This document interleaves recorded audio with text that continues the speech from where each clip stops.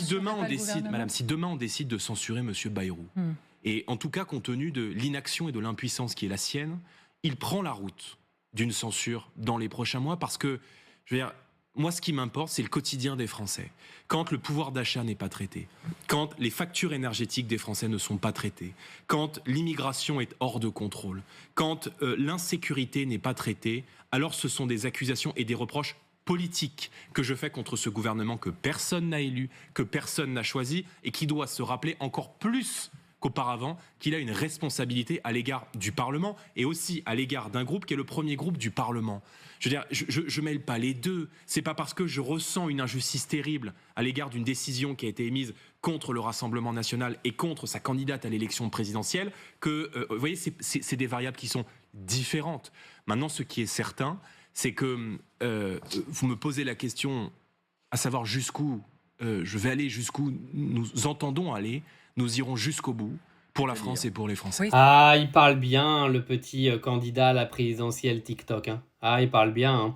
Alors, je t'explique. Dans la traduction de Jordan Bardella, le faux cul, c'est que là, aujourd'hui, il dit « On va mettre fin au gouvernement Bayrou, tout simplement parce que Marine Le Pen est inéligible. » Il y a rien d'autre derrière, puisque le gouvernement Bayrou, qui c'est qui l'a foutu là? C'est Jordan Bardella, d'accord? Parce que si à l'époque, le RN avait suivi la France Insoumise et la gauche sur le cas François Bayrou, il ne serait même pas Premier ministre aujourd'hui. Mais Jordan Bardella a préféré ne rien dire et laisser tout passer comme ça a dû se passer.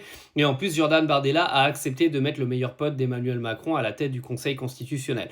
Donc c'est un petit peu facile d'ouvrir son claque-merde derrière et de venir raconter des âneries avec un discours bien policé, bien simple, que tous les abrutis qui votent RN vont encore gober sans même réfléchir à ce qu'il vient de dire, parce qu'il a utilisé des trucs simples de partis d'opposition. Nous allons lutter contre l'immigration, nous allons traiter le pouvoir d'achat des Français. Oui, mais rien que pour ça, on parle des Arabes toute la journée. On n'a rien d'autre à dire sur les réseaux et à la télé que de parler des Arabes, mais on va lutter pour votre pouvoir d'achat, les amis. Ouais, on va lutter pour votre pouvoir d'achat en diminuant l'immigration, ouais, bien sûr.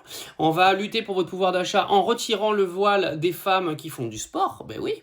Mais par contre, on va censurer le gouvernement juste parce qu'on pense aux Français. On ne va juste pas censurer le gouvernement parce qu'on a un somme astronomique que notre cher chef de parti qui a volé 4 millions d'euros pour rincer l'intégralité du parti a volé. Non, c'est pas du tout pour ça.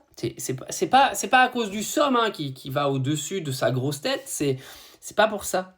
C'est pour toi, le Français. Bah oui, Bardella, il pense à toi tous les matins quand il se lève. Ouais, du haut de ses 30 ans, il pense à ton bien-être. Bah oui, c'est connu.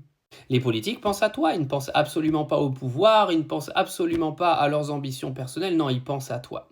Le soir, quand il mange sa petite soupe avec du caviar, Jordan Bardella pense à toi.